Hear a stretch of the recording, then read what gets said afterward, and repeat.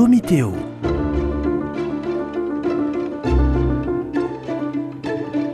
Domitéo, un dialogue théologique avec les dominicains de Toulouse.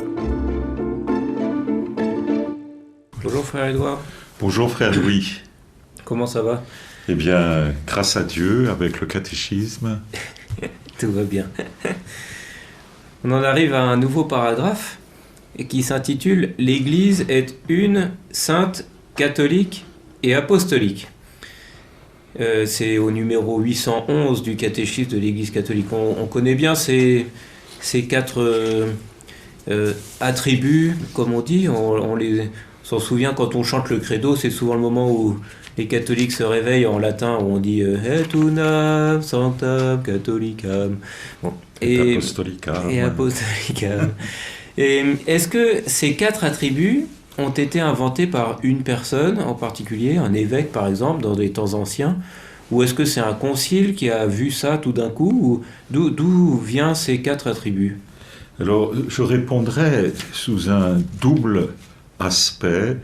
D'abord un aspect historique et puis un aspect plus philosophique.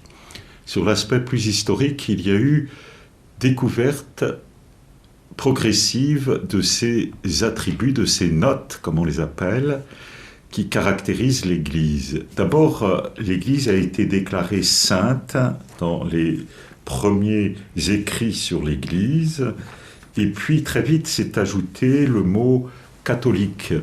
Sainte parce que dans le fond c'était le sang du Christ qui avait donné cette Église, il s'était formé cette Église suite à ce sang versé, comme dit les Actes des Apôtres, et donc elle était d'abord sainte. Et puis catholique par opposition au culte mythique ou impérial qui était diffusé dans le Moyen-Orient à cause des Romains ou des Grecs, et il fallait montrer qu'elle était de nature à toucher la raison, et donc qu'elle était universelle, catholique. Et puis très vite, l'origine est montée dans le cœur de ceux qui ont soutenu la vraie foi, en disant qu'elle était apostolique, par rapport à tous ceux qui allaient vers des gnoses ou des divisions. Et l'apostolicité, qui repose sur les 12 apôtres, a été très vite affirmée. Et on voit ça donc progressivement, par exemple dans le credo copte, vous avez le mot sainte, catholique, apostolique, et elle n'est pas encore déclarée une. Par contre, dans la formule éthiopienne, elle est appelée une et catholique et sainte. Donc c'est intéressant, elle n'est pas dite apostolique. Et donc là, il y a eu un jour une concentration de ces titres, et on le voit pour la première fois arriver de manière concentrée avec Épiphane de Salamine, qui a beaucoup lutté contre les hérésies, dans son traité Encore à tous en 374. Il est le premier, semble-t-il, à avoir accumulé les quatre notes.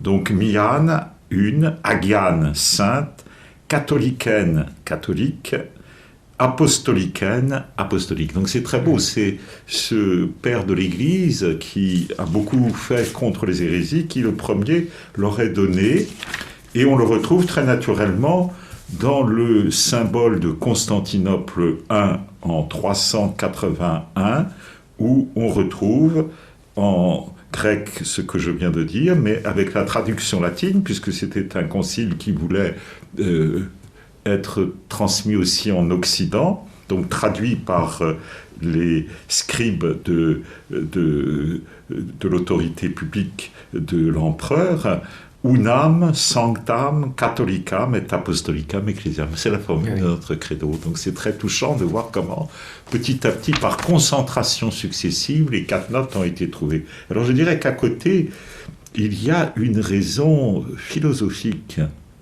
C'est l'aspect des causes. La causalité est universelle. Et quand il y a une réalité, il faut toujours chercher la cause efficiente, d'où cela vient, et c'est bien sûr la note apostolique qui va avec la causalité efficiente, puis la causalité finale qui donne la raison d'une réalité, et c'est évidemment la sainteté Hein, tout est orienté pour que nous soyons saints, comme c'était déjà dit d'ailleurs dans la première assemblée, la première ecclésia, la synagogue, soyez saints car moi je suis saint, hein, dans Lévitique 19. Et entre les deux causes finales et efficientes, eh bien, il y a les causes unies, formelles et matérielles. Eh bien, formelle, c'est évidemment l'unité qui donne sa consistance à une réalité, qui donne sa détermination. Et catholique, c'est le lieu d'extension, dans le fond matériel, jusqu'où va une réalité qui donc s'impose par sa forme dans une matière précise. Donc on retrouve avec ces 4 causalités, causalité efficiente, causalité finale, causalité formelle et matérielle, les 4 causes aristotéliciennes, et puis on pourrait rajouter la causalité exemplaire. C'est ce que disait une fois Pionze avec humour à des séminaristes qui il avait demandé quelles sont les notes de l'Église catholique. Alors ils avaient tous répondu d'un seul trait, une sainte catholique et apostolique, très Saint-Père. Et il avait dit il en manque une, c'est d'être persécuté. Et l'Église a toujours été persécutée parce qu'elle est toujours dans l'exemplarité de son chef, qui est Jésus-Christ, qui est mort sur la croix. Donc c'est très beau. On retrouve une structure tout simplement du réel.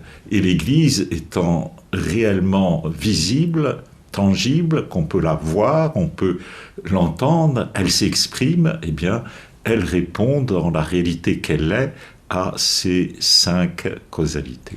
Par cette cause exemplaire, on a aussi ce lien, enfin Jésus est aussi un, catholique, apostolique et saint. Et donc ça fait un pont avec l'Église aussi.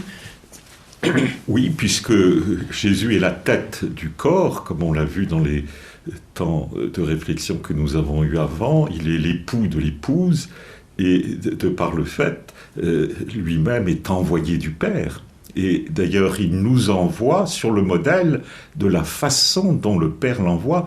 C'est ce qu'il dit au jour de la résurrection, « Comme le Père m'a envoyé, moi aussi, je vous envoie. » Et donc cette apostolicité remonte finalement à sa propre mission de fils bien-aimé du Père qui est envoyé pour le salut des hommes. Donc on retrouve exactement ces notes qui sont assumées par Jésus, qui dans sa personne eh bien, est Dieu et homme, et ça ne fait pas une dualité de personnes, mais une seule personne qui est à la fois Dieu et homme, et on retrouve l'unité.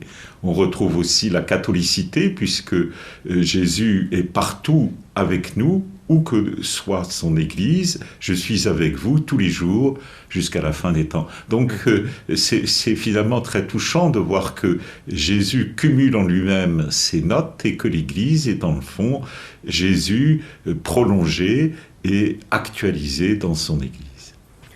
Tu nous as montré l'ancienneté de ces notes, de ces traits, de ces 4 attributs, mais donc ça veut dire que à cette époque ancienne, on s'intéressait déjà à l'Église, on voulait la qualifier, on la connaissait. Donc c'est pas non plus, l'Église n'est pas une invention récente ou une institution. Il y a quelque chose, une réalité qui est déjà là, et on a voulu lui donner ses attributs, montrer ses attributs de manière à une époque très ancienne. Oui, je pense que c'est tout simplement comme le mot invention le dit. Le mot invention, c'est pas qu'on fait de quelque chose une sorte de réalité qui serait comme tirée de rien. Non, c'est plutôt une invention au sens ancien du terme, c'est-à-dire une mise en lumière, une explicitation. C'est ça. Par exemple, on parle de l'invention de la croix. La croix, elle a existé depuis Jésus. Mais l'invention de la croix, c'est sa redécouverte au moment où Sainte Hélène a exhumé cette croix qui était enterrée autour du Saint-Sépulcre. Et dans le fond, c'est ce qui s'est arrivé pour les 4 notes de notre credo. C'est que chacune de ces notes a été exhumé en quelque sorte de la foi des chrétiens, du sensus fidei des chrétiens, et petit à petit, ils ont été homologués, reconnus par le magistère et concentrés dans un seul symbole. Donc c'est magnifique de voir que la foi est capable d'intelligence, que la foi suscite l'intelligence et est capable de formuler dans le fond des expressions qui l'explicitent le mieux possible pour que nous puissions le retenir et le dire avec beaucoup de force et de conviction. Je crois en l'Église, une, sainte, catholique et apostolique. Oui, qui suscite non seulement une connaissance meilleure de notre Église, mais aussi un amour plus grand, parce que tu fais le lien avec le Christ et ce dont il nous fait par cette Église. Oui, tout à fait. Et on a sans cesse besoin de nous souvenir donc de cette vérité que, dans le fond, nous sommes faits pour aimer l'Église, et c'est celui qui a l'Esprit Saint qui aime l'Église, disait saint Augustin. Et donc, nous ne pouvons que souhaiter à tous nos auditeurs cet amour de l'Église dans l'esprit, et d'avoir de plus en plus une union intime avec le Saint-Esprit pour aimer l'Église. Dans ce numéro 811, on dit que ces 4 attributs indiquent des traits essentiels de l'Église et de sa mission. Donc, est-ce que avec ces 4 mots, on dit tout de l'Église, ou est-ce que là, il y a juste un des très essentiel, donc ça veut dire qu'il y en a d'autres aussi? Oui, on a vu par exemple que l'Église était persécutée. Ouais. Ça aussi, c'est un attribut qu'on peut ajouter. Donc ouais. C'est vrai que ces 4 correspondent bien au réel d'une... finalement, tel que cela est donné, avec les 4 causalités qui permettent de dessiner les contours, mais après, évidemment, l'église particulière à Jérusalem n'est pas la même que l'église particulière dans le monde, ou l'église de Rome, ou telle et telle église. Il va y avoir des configurations multiples et variées, des particularités locales. Très bien. Merci, frère Édouard. À tout bientôt. À bientôt.